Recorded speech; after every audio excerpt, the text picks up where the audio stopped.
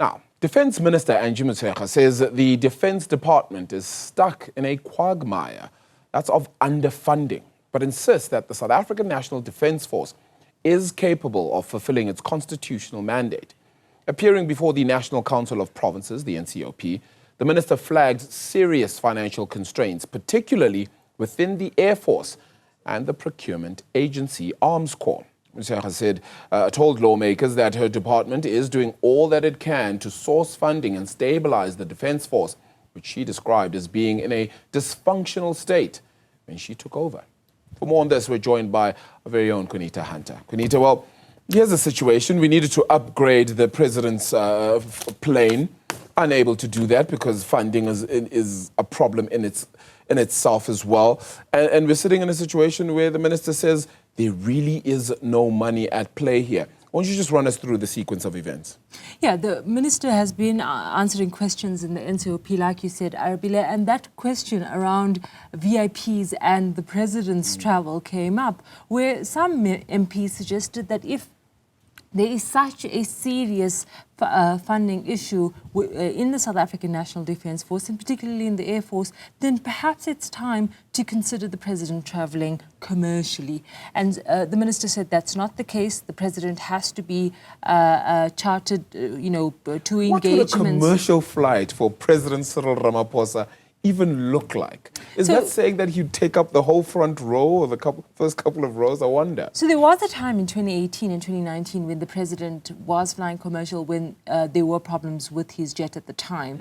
But that was sort of a suggestion and assertion made by some MPs from the Democratic Alliance to the minister. And the minister shut that conversation down, saying they're trying everything possible to secure funding so that they're able to recapacitate the South African National Defence Force. Now, the important thing here is that it's not new information that the Defence Force is struggling financially, and that we obviously had a series of embarrassing situations and the reasons to it. For example, the return of soldiers from the DRC via Tanzania, that was pointed as or attributed to funding issues within the department. But the minister pointed a much scarier picture about a department she found in complete dysfunction. She says that it was so bad that management teams within the department would have meetings where they would come to physical blows. Wow. And she had to get assistance from other departments, from other entities to come in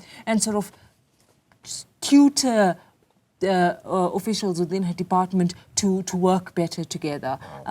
Describing scenes of, physical violence, talking about also, the challenges within Armscor and looking at ways and how do you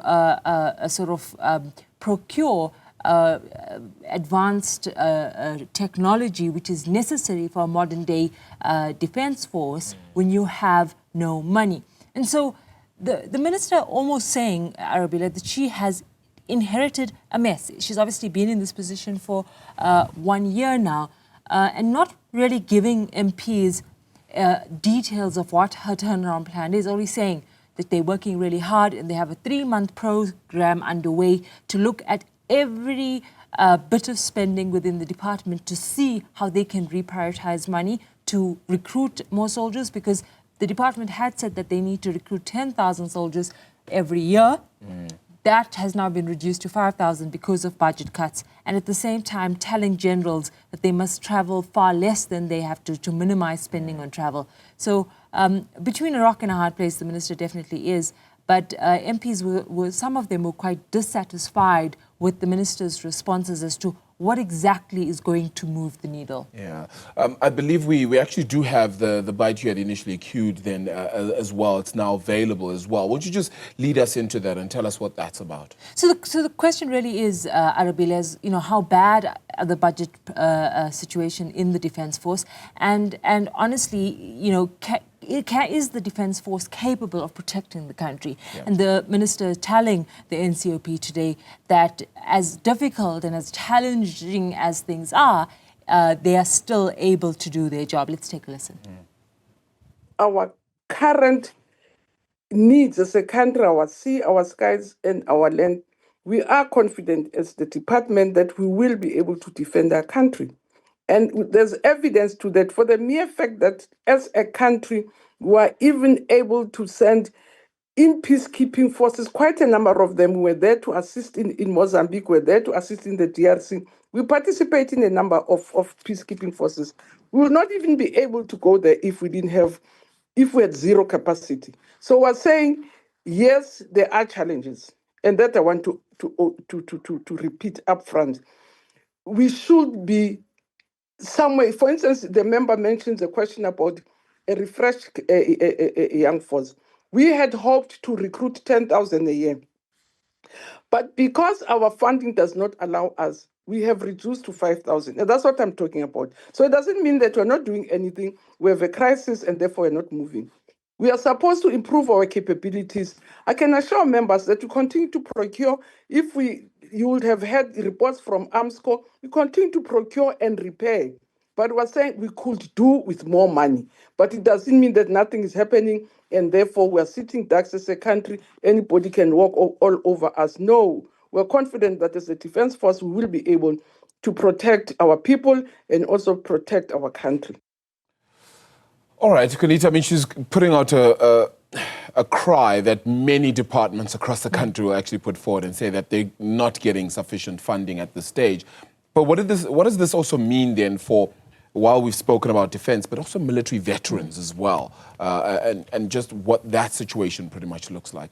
Well, Minister Motshekga painted a very scary picture of the situation within the military veterans department, in saying that, or admitting that things are in shambles and have been for a very, very long time. This is with regards to, the pensions of former combatants or former Defence Force members. This has been a long-standing issue from the time of former President Jacob Zuma. I recall that President Cyril Ramaphosa had at numerous occasions engaged himself with military veterans and said that they are prioritizing the matter.